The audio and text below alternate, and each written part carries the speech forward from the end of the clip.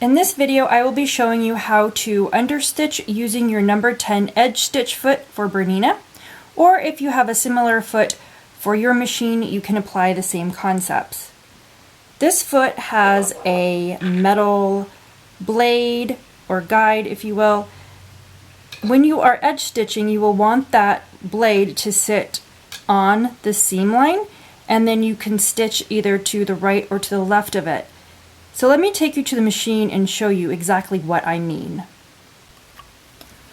Here I have my fabric pieces placed in the machine, and here, right along here, is my seam line. My seam allowance is this way. So what we want to do is sew through this fabric and the seam allowances, which are underneath it. So I'll want my needle to go more towards the right. On the Bernina, you can do this by adjusting your needle position on the machine. So I'm probably going to just move it to about three positions to the right. And the idea is you want the stitching to be not in the seam.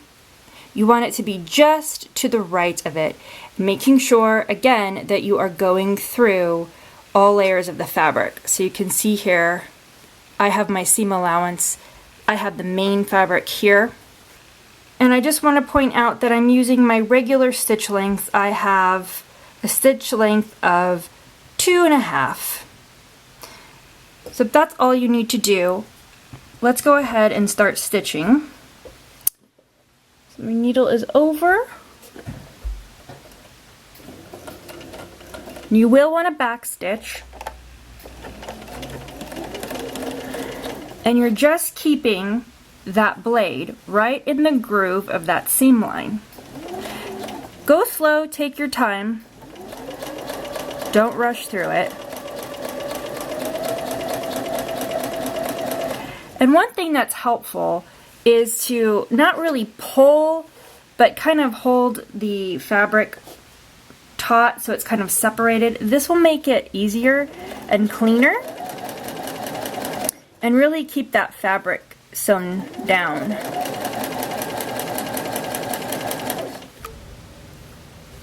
As you're sewing, you can kind of use your finger to feel and make sure that seam allowance is on this side. You don't want it to get twisted and move to the other side, because that's not what you want.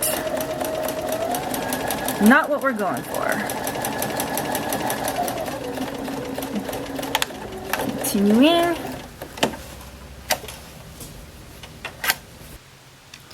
So here you go. It's kind of hard to see because I'm using all black, but here's my seam, and right there, there's some stitching to the right of that, and that is our edge stitching.